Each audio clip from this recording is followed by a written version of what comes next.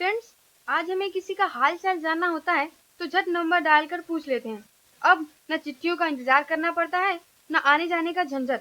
मतलब समय की बचत और काम में शीघ्रता। आज मोबाइल का युग है। इससे पहले टेलीफोन था और उससे भी पहले चिट्ठियों का आदान प्रदान। क्या आप जानते हैं इस टेलीफोन का आविष्कार किसने किया? चलिए जानते हैं। Hello friends, welcome to my YouTube channel Rahasya Sansar. मेरा नाम है अनुष्का और मैं आपको एक ऐसे व्यक्ति के विषय में बताने जा रही हूँ जिन्होंने न सिर्फ टेलीफोन की खोज करके हमारी मुश्किलें आसान की, बल्कि और भी कई टेक्नोलॉजी की खोज की। दोस्तों, अलेक्जेंडर ग्राहम बेल का जन्म 3 मार्च 1847 ईस्वी में स्कॉटलैंड में हुआ था। इनके पिता अलेक्जेंडर मेलविले बेल एक प्रोफेसर थे, जबकि माता एलिजा ग्रेस सिमोर्स बेल गृहिणी थी जो सुन नहीं सकती थी। ग्राहम बेल के दो भाई और थे, मेलविले जेम्स और एडवर्ड चार्ल्स, जिनकी कम उम्र में ही मृत्यु हो गई। ग्राहम बेल के पिता गूंगे और बहरे लोगों को पढ़ाया करते थे। इसके लिए उन्होंने विजुअल सिस्टम बनाया जिससे वो बोलना सीख सकें। ग्राहम बेल की पहली गुरु उनकी माँ थी। ग्राहम बेल की माँ बहरी जरूर थी, लेकिन वो एक अच्छी पियानो वादक और पेंटर थी। बचपन से ही ग्राहम बेल को इस दुनिया के प्रति बहुत जिज्ञासा थी। वे दुनिया की रचना के बारे में बहुत करीब से जानना चाहते थे।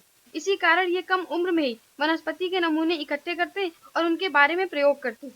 अपनी माँ से बात करने के लिए इन्होंने हाथ के इशारे से बात करने की भाषा भी सीखी। ग्राहम बेल ने स्कूल में ज्यादा शिक्षा ग्रहण नहीं की। ये एडिनबर्ग रॉयल हाई स्कूल में पढ़ते थे और 15 वर्ष की आयु में ही स्कूल छोड़ दिया। स्कूल छोड़ने के बाद ये लंदन चले गए और वहाँ बहुत सी शिक्षा ग्रहण की। 16 साल की उम्र में ही Graham Bell Western House Academy Moray Scotland में संगीत के शिक्षक बने। इससे पहले ग्राहम बेल की पढ़ाई में रुचि जरा भी नहीं थी, लेकिन 15 वर्ष की उम्र में लंदन आने पर ये पढ़ाई में रुचि लेने लगे और एक संगीतज्ञ के साथ साथ ये लैटिन और ग्रीक भाषा के विद्यार्थी भी बने। 1868 ईस्वी में ही ग्राहम बेल ने अपनी पढ़ाई पूरी कर ली। 1870 ईस्वी में इनके दोनों भाइयों की बीमारी से मृत्यु के कारण ये अपने परिवार के साथ कनाडा चले गए। कनाडा में इन्होंने अपने पिता के साथ ट्रांसमिटिंग टेलीफोनिक मैसेज में काम करना शुरू किया। 1872 ईस्वी में अलेक्जेंडर ग्राहम बेल ने बोस्टन में school of vocal physiology and mechanic of speech का निर्माण किया, जहां ये बच्चों को बोलने एवं समझने की कला सिखाते थे। 1873 ईस्वी में इन्हें बोस्टन के एक विश्वविद्यालय में वोकल फिजियोलॉजी के लिए प्रोफेसर चुना गया। कॉलेज में पढ़ाने के साथ साथ ये अपनी खोज में भी लगे रहे। उस समय ये हार्मोनिक टेलीग्राफ पर रिसर्च कर रहे थे। ग्राहम बेल ने एक ही तार पर एक ही समय पर एक साथ कई टेलीग्राफ संदेश भेजे। इसके साथ ही इन्हें एक विचार आया कि ये दूसरे तार पर मानव आवाज द्वारा संदेश भेजें।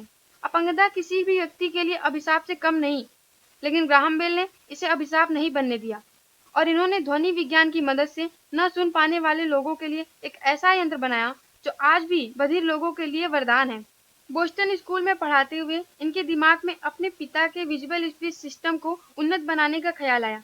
फिर ये एक ऐसा यंत्र बनाने में जुट गए जिससे मुंह से बोली हुई आवाज की तरंगों से एक चुंबकीय सुई कंपित होने लगे, जिससे उसके कंपनों को देखकर यह समझा जा सके कि क्या कहा गया है। बोस्टन स्कूल में पढ़ाने के दौरान ग्राहम बेल की मुलाकात एक धनी वकील गार्डनर ग्रीन हब्बार्ड से हुई थी। उनकी 15 साल की बेटी मेबल 4 वर्ष की आयु में ही स्कॉटलैंड ज्वर के कारण बहरेपन का शिकार हो गई थी। उन दिनों ग्राहम बेल मल्टीपल टेलीग्राफ नामक यंत्र बनाने में जुटे थे।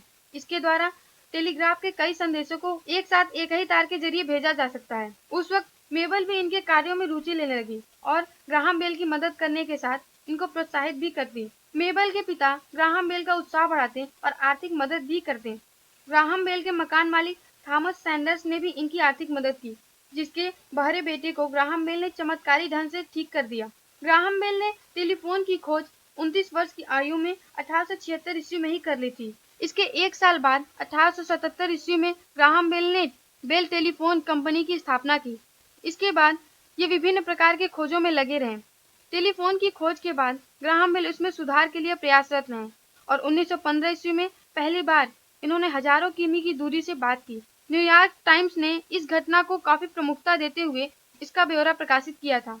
ग्राहम बेल की खोजों पर इनके निजी अनुभवों का भी प्रभाव था। जैसे इनके नवजात पुत्र की सांस लेने की समस्या के कारण मौत हो गई, तो इन्होंने एक मेटल वैक्यूम जैकेट तैयार किया जिससे सांस लेने में आसानी होती थी। यह उपकरण 1950 ईस्वी तक काफी लोकप्रिय रहा। इसके बाद इसमें काफी सुधार हुआ। वाटसन, यहाँ आओ, मुझे तुम्हारी जरूरत है।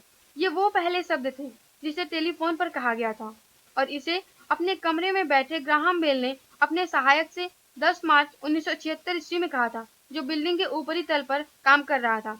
1915 ईस्वी में अंतर महाद्वीपीय टेलीफोन लाइन बिछ गई और इसके उद्घाटन के लिए ग्राहम बेल को बुलाया गया। ग्राहम बेल चाहते थे कि फोन उठाने वाला या सुनने वाला व्यक्ति सर्वप्रथम अहोई कहे, लेकिन लोगों की जुबान पर थॉमस एडिसन का हेलो चढ़ गया था। टेलीफोन के निर्माण के उपरांत ही ग्राहम बेल ने माबेल से विवाह कर लिया। इनके 4 बच्चे थे, 2 बेटा और 2 बेटी, मगर दुर्भाग्यवश इनके दोनों बेटे की मौत बचपन में ही हो गई थी। 1906 से 1919 ईस्वी तक ये नौका विहार के आविष्कार में लगे रहे, जिसके साथ ही इन्होंने हाइड्रोफाइल क्राफ्ट के विकास में नेतृत्व किया। ग्राहम बेल का मुख्य आविष्कार तो टेलीफोन ही था, लेकिन इसके अलावा भी इन्होंने कई आविष्कार किए। इन्होंने ऑडियोमीटर का आविष्कार किया, इसके द्वारा मूक बधिर आसानी से बात समझकर बात कर सकते हैं। इन्होंने मेटल डिटेक्टर बनाया, इसके द्वारा यदि मनुष्य के भीतर कोई धातु है तो उसे खोजा जा सकता है। ग्राहम बेल को उनके आविष्कारों के कारण कई पुरस्कार मिले, जिनमें टेलीफोन के लिए फ्रांस द्वारा 1880 ईस्वी में मिला वोल्टा प्राइज, 1881 ईस्वी में लीजन ऑफ हानर का सम्मान, 1902 ईस्वी में इंग्लैंड द्वारा एल्बर्ट मेडल, 1907 ईस्वी में जॉन फ्रिट्ज मेडल, 1912 ईस्वी में क्रिसन मेडल मिला। 2 अगस्त 1922 ईस्वी को 75 वर्ष की आयु में ग्राहम बेल की डायबिटीज की बीमारी के कारण मृत्यु हो गई। उस दिन एक महान शख्सियत इस जहां को अलविदा कह दिया। ग्राहम बेल 19वीं शताब्दी के एक महान और बड़े आविष्कारक थे, जिन्होंने संचार की दुनिया में क्रांति ला दी। अगर ग्राहम बेल ने टेलीफोन की खोज नहीं की होती तो आज दुनिया और हम बहुत पीछे होते। ग्राहम बेल के आविष्कार ने संचार जगत को एक नई राह, एक नई दिशा दी। अलेक्जेंडर ग्राहम बेल का आविष्कार संसार के लिए हमेशा उपयोगी रहेगा। इसके साथ ही विलक्षण प्रतिभा के धनी ग्राहम बेल वैश्विक इतिहास के पन्नों पर ही नहीं, मनुष्य के दिलों में भी हमेशा के लिए अमर हो गए। आपको हमारे वीडियो कैसा लगा कमेंट्स करके जरूर बताएं और लाइक, शेयर और सब्सक्राइब करना ना भूलें। धन्यवाद।